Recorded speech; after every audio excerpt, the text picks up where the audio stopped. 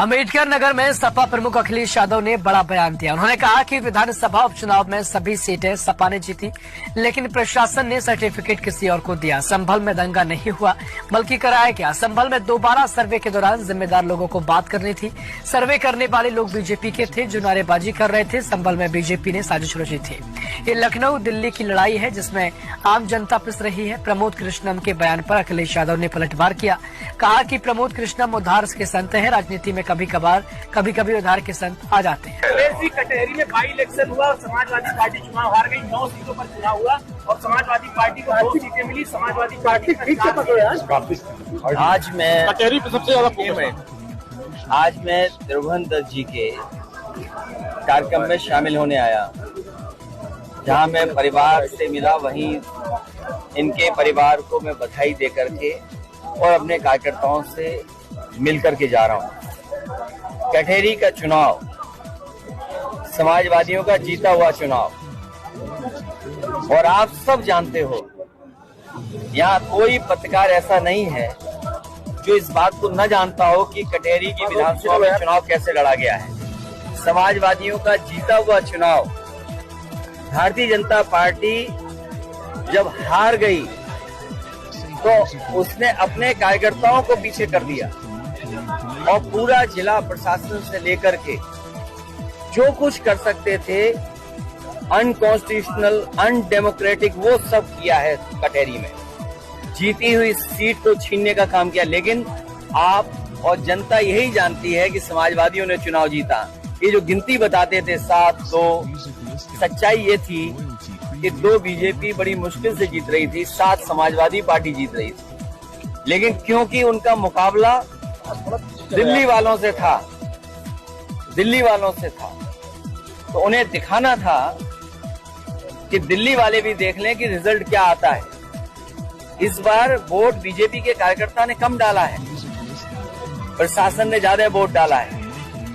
मैं तो कभी मौका मुझे मिलेगा ऐसे लोग जिन्होंने लोकतंत्र की परंपराओं को आगे बढ़ाने का काम किया, एक कदम और आगे बढ़ाया।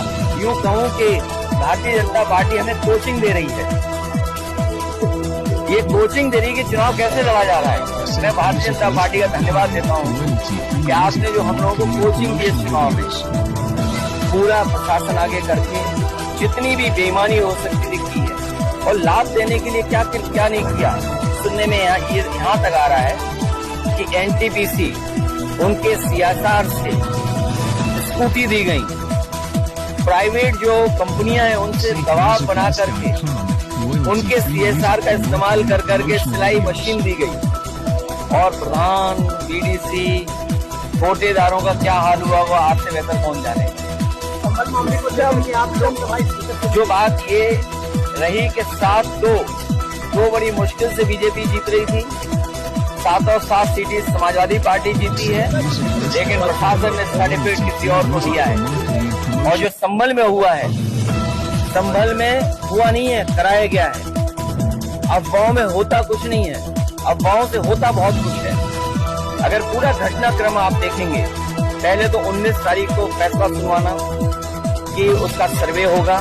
जब पहला सर्वे हुआ, किसी भी मुस्लिम पक्ष के लोगों को या संभल के लोगों को किसी को आपत्ति नहीं, पूरा सर्वे हुआ। लेकिन पता नहीं क्यों फिर दोबारा सर्वे करने का फैसला लिया गया और दोबारा सर्वे हुआ।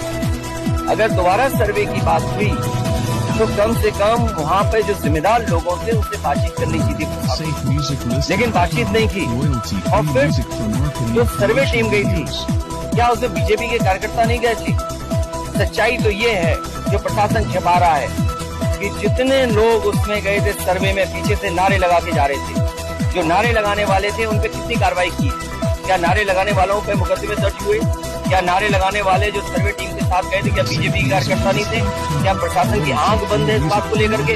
और सोचिए आप पीजीआई में जाइए, नौकरी कहाँ की मिली राजस्थान के लोगों को।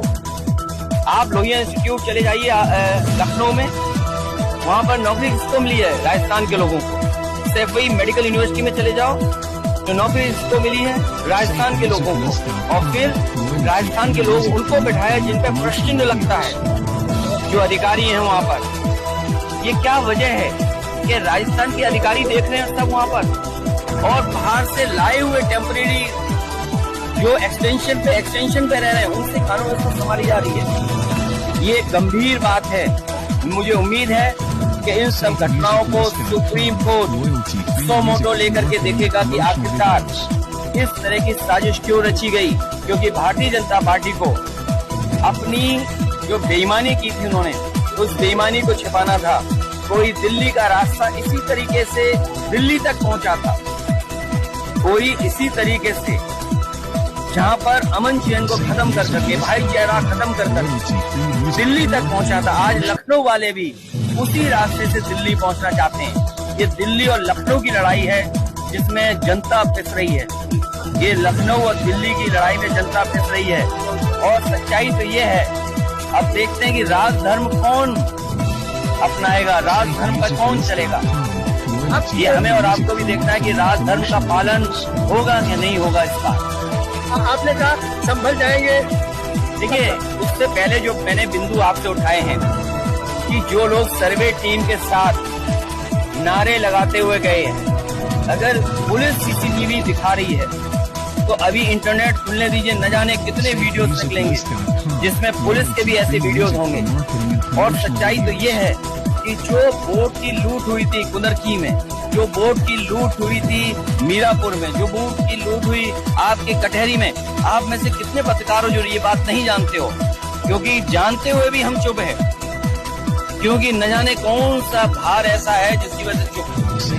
आप सब सच्चाई जानते हो और आपसे बेहतर कोई नहीं जानता है। इसलिए मैंने कहा ये सीट जीती हुई थी जो बीजेपी ने बेईमानी से परिणाम दूसरा किया है। और जो अधिकारी हैं इन्हें कोई ना कोई तो कम से कम वोट जिस तरह पाया जाता है